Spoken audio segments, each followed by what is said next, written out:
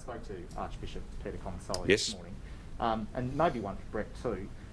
He's after parity, and he doesn't want any special treatment, but he did sort of indicate a bit of frustration to me about the fact that pubs in regional Victoria can have lots of people inside, but large cathedrals, so for instance the church up in Ballarat, that sort of thing, they're still limited. Yes.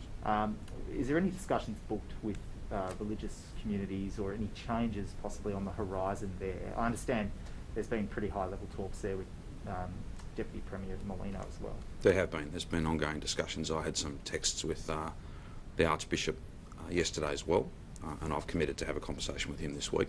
And if we can get more done faster, then of course we will. But it is based on public health advice, and whilst I'm not criticising His Grace for making comparisons between hospitality venues and churches, I think it is important to recognise, and I've made this point a few times, I think a licensed, heavily regulated environment like a cafe or a restaurant or a pub is very different to what might happen indoors in a faith setting.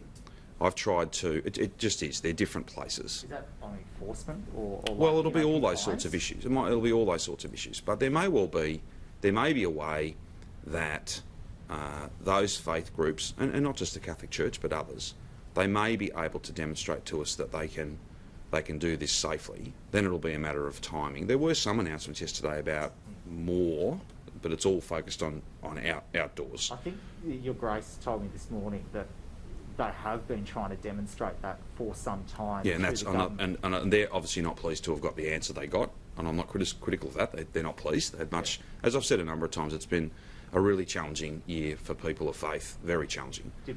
And I'll speak with the Archbishop personally a bit later on this week, and if we can make any changes there that we believe are safe. Because that's the other thing too, it's that balancing act, and I think that whilst faith leaders want to get back to something approaching normal, they're also very concerned to do only safe things. The last thing you'd want would be an outbreak amongst people coming together to celebrate Mass or on Friday prayers or whatever it might be, or going to shul on a Saturday morning. You would not want the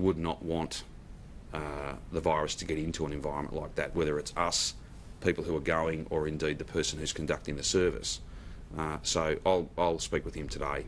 If not today, then probably tomorrow, and we'll try and see what we can do. But we fully acknowledge that it's been a really challenging year.